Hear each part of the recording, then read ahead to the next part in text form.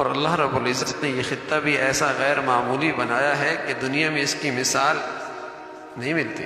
کیا نہیں ہے اس زمین پر؟ کون سا خزانہ ہے جو یہاں نہیں ہے؟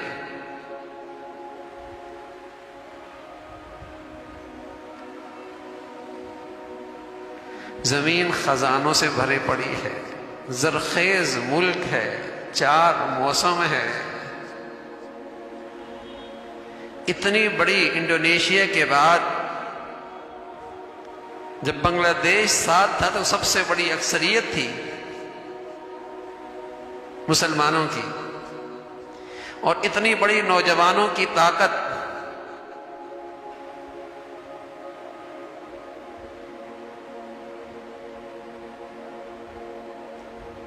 لیکن وہ کیا چیز ہے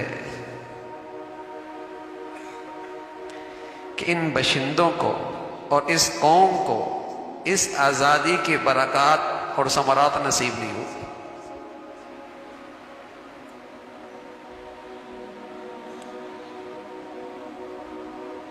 وہ کیا چیز ہے؟ تو قرآن کی یہ آیت پڑھ لیجئے کبھی کہ وَضَرَبَ اللَّهُ مَثَلًا قَرْيَةً كَانَتْ آمِنَةً مُطْمَئِنَّةً، ایک بستی تھی بڑے امن کے ساتھ اور بڑی مطمئن تھی۔ کوئی بستی، کوئی ملک، کوئی شہر، اللہ اس کی ایک تصویر دکھاتے۔ امن تھا، بیرونی خطرات بھی کوئی نہیں، اور وہاں کے رہنے والے بڑے مطمئن پرسکون۔ یأتیہا رزقہا من کل مکان، اللہ رب العزت نے ہر طرف سے ان کے لیے معاش کے راستے بھی آسان کر رکھے تھے۔ زمین سونا اگل رہی تھی، آسمان رحمت کی بارشیں دے رہا تھا، دائیں بائیں کے اسوار بڑے پرامن۔ فکفرت بانعم اللہ، پھر کیا ہوا؟ پھر وہاں کے لوگوں نے ناشکری کی، ناشکری کی، اللہ کی نعمتوں کی ناقدری کی، اللہ تعالیٰ کی نعمتوں کی ناشکری کی۔ اللہ میاں کیا سزا دی؟ فَأَذَاقَهَا اللَّهُ لِبَاسَ الْجُوعِ وَالْخَوْفِ، ان پر فقر و فاقہ مسلط ہو گیا، معاشی تنگی مسلط ہو گئی، اور اس سے پڑھ کر یہ خوف زدہ رہنے لگ گئے۔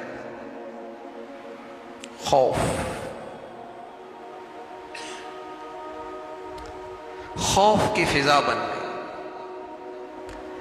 آزاد خطہ، اللہ کی بڑی عظیم نعمت، جس میں جان، مال، عزت، آبرو کی حفاظت ہو، جہاں وہ آزادی کے ساتھ اپنے عقیدے پر، اپنے نظریے پہ زندگی گزار سکے۔ یہ آزادی اللہ کی بڑی نعمت تھی۔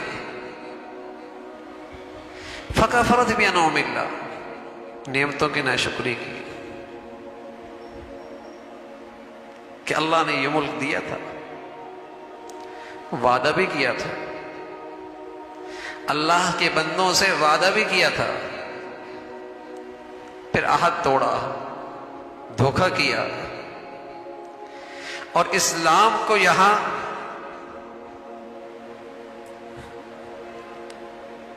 اس کی سربلندی قبول نہیں۔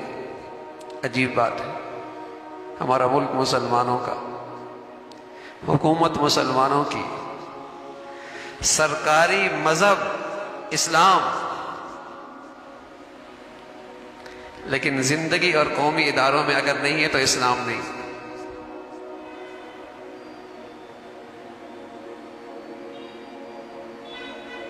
حکومت مسلمانوں کی، ملک مسلمانوں کا، سرکاری مذہب اسلام، یہاں سود پہ کاروبار کرنا آسان ہے، حلال طریقے سے کاروبار کرنا مشکل ہے۔ اپنی بچیوں اور بچوں کے لیے پاکیزہ ماحول میں تعلیم دلانا مشکل ہے، بے حیائی اور فحاشی آسان ہے۔ جائز طریقے سے کمانا مشکل ہے، حرام طریقے سے آسان ہے۔ گناہوں کے لیے سرپرستی ہے اور گناہگاروں کے لیے ٹھاٹ باٹ ہے، اور نیکی اور نیکوں کے لیے راستے بند ہیں۔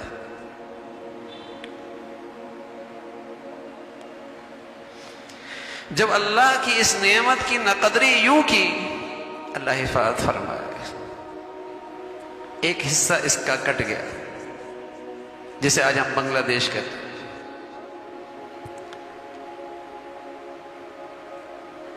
جب اسلام کا نظام نہیں بننے دیا گیا تو پھر عصبیت اور لسانیت کی آواز طاقتور ہو گئی۔ جب ایمان اس کی فضا نہیں دی تو عصبیت اور لسانیت کی آواز طاقتور ہو گئی، پھر باطل نے فائدہ اٹھایا اور مسلمانوں کی اتنی بڑی طاقت مسلمانوں سے جدا ہو گئی۔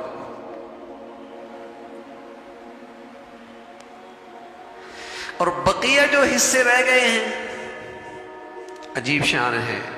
1947 میں جو ملک ملا تھا وہ نہ رہا، اور 1947 میں جیسے ہم متحد تھے آج ہم متحد بھی نہ رہے، ہر ایک دوسرے کو کھانے کو دوڑ رہا۔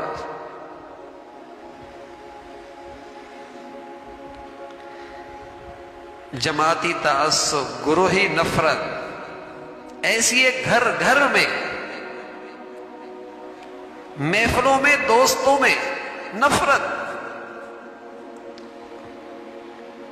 ایک دوسروں کے عزت کے پیاسے، جانوں کے پیاسے، ایسی دشمنی۔ 1947 والا وہ ملک بھی نہ رہا اور قوم بھی متحد نہ رہے، اور یہ نفرتیں بھی سب ان کی خاطر ہو رہی ہیں، اللہ معاف فرمائے، جو اقتدار میں ہیں یا اقتدار سے باہر ہیں۔ جب ان کو اقتدار ملا، انہوں نے اسلام کے لیے کوئی ایک حکم بھی نافذ نہیں کیا، ہاں اسلام کے خلاف سب کچھ کیا، اور کر رہے ہیں اور کرتے رہے ہیں، جو اقتدار میں ہیں یا اقتدار سے باہر ہیں۔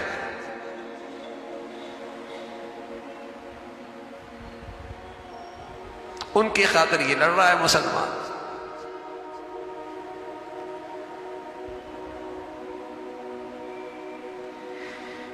یہ اس ناشکری کی سزا ہے، اس ناشکری کی سزا ہے کہ اسلام کی خاطر لیا تھا، اسلام کی بالادستی کا وعدہ کیا تھا، لیکن وعدہ خلافی کی، وعدہ خلافی۔ پوری اسلامی دنیا میں آپ دیکھیں، مسلمانوں کو آزادی ملی، اللہ نے ان کو ملک دیے، لیکن ان ملکوں میں انہوں نے اسلام کو تحفظ نہیں دیا، ان ملکوں میں انہوں نے اسلام کو بالادستی نہ دی۔ آج بتائیے، نہ ان کی جغرافیہ حالت وہ رہی جب وہ آزاد ہوا تھا، اور نہ ہی ان کا آج نظریاتی ملک ویسا رہا جب ان کو وہ ملک ملا تھا۔ لبنان دیکھیے، شام دیکھیے، عراق دیکھیے، جزیرہ عرب دیکھیے، کالونیاں بن گئی ہیں، ٹکڑوں میں تقسیم ہو گئے ہیں، ملک تباہ ہو گئے ہیں۔ آزادی ملی، خطہ ملا، اسلام کو تحفظ نہیں دیا، تو پھر انہیں بھی تحفظ نہیں ملا، انہیں بھی تحفظ نہیں ملا۔ ہمیں اللہ نے یہ ملک دیا، ہم نے اپنے ملک میں اسلامی قوانین کو تحفظ نہیں دیا، اسے عزت نہیں دی،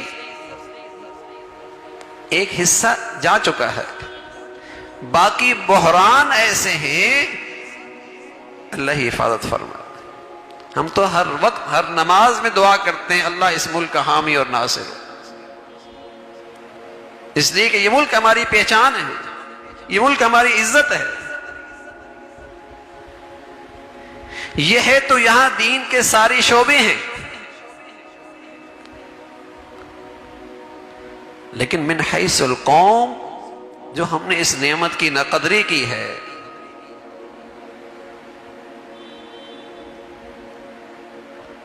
تو نقشہ اچھا نہیں ہے، نفرتیں بہت ہو گئی۔ ظاہر ہے جب اسلام کے نظام کے مطابق نہ عدالتی نظام ہوگا، نہ اس کے احکام کا نفاذ ہوگا، تو نہ انصافیاں ہوں گی، ظلم ہوگا نا، اور جب ظلم اور نا انصافی ہوگی تو پھر عصبیت اور لسانیت اس کو راستہ ملے گا، پھر عصبیت لسانیت اس کو راستہ ملے گا۔ اب تو محض ذاتی مفادات کے لیے، جماعتی مفاد کے لیے، اپنے گروہ کے مفاد کے لیے نفرتوں کی آگ لگائی جاتی ہے، یہ سوچے بغیر کہ اس ملک کا پھر کیا ہوگا، اس ملک کا پھر تحفظ کیسے ہوگا، اس ملک کا استحکام کیسے رہے گا۔ صرف ذاتی مفادات کے لیے، جماعتی مفاد کے لیے قوم میں آگ لگائی جاتی ہے،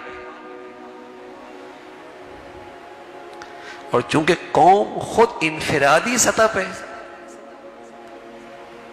اپنی دینی زندگی سے دور ہوتی چلی جا رہی ہے، تو سب سے پہلے اللہ نے جو چیز لی ہے وہ شعور لیا ہے، وہ عقل لی ہے، وہ سمجھ بوجھ لی ہے، اور نتیجہ یہ ہے کہ انہیں بے دین قیادتوں کو 75 سال سے آزما رہے،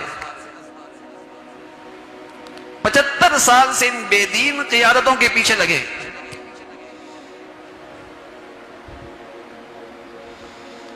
کیا ملا؟ یہ تو وہ ملک ہی نہ رہا جو قائد اعظم محمد علی جناح کی زمانے میں یہ آزاد ہوا تھا، یہ تو وہ تصور ہی نہ رہا جو علامہ اقبال نے کیا تھا، وہ تو ملک ہی نہ رہا جس کے لیے مسلمانوں نے اتنی بڑی قربانی دی تھی۔ یہاں تو مسلمان اتنے متحد تھے اس ملک کی حفاظت کے لیے کہ اتنی بڑی قربانی دے کر آئے، اور یہ جو حصہ تھا ملک کا، یہ اس حصے کے مقابلے میں اجڑا ہوا تھا، لیکن ابتدائی طور پہ اتفاق اور اتحاد کی برکت تھی کہ اللہ نے اسے ان سے آباد کروایا اور سرسبز ہوا۔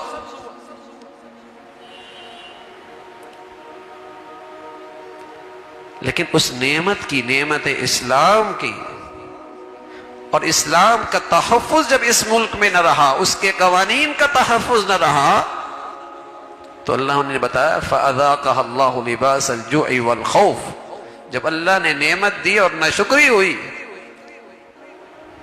پھر ان کی زندگی خوف زدہ ہوگی۔ اللہ نے برکتیں اٹھا لی، مدد اور نصرت اٹھا لی، معاشی پریشانی ایسی، اللہ معاف فرمائے، کہ بھیک بھی مانگتے ہیں تو اللہ کے دشمنوں سے مانگتے ہیں، وہ ہمارے خیر خواہ ہوں گے، ہمارے ہمدرد ہوں گے، اور بار بار انہوں نے ڈسا ہے، اور پوری اسلامی دنیا کے ساتھ جو ان کا سلوک اور حشر ہے سب کے سامنے ہے۔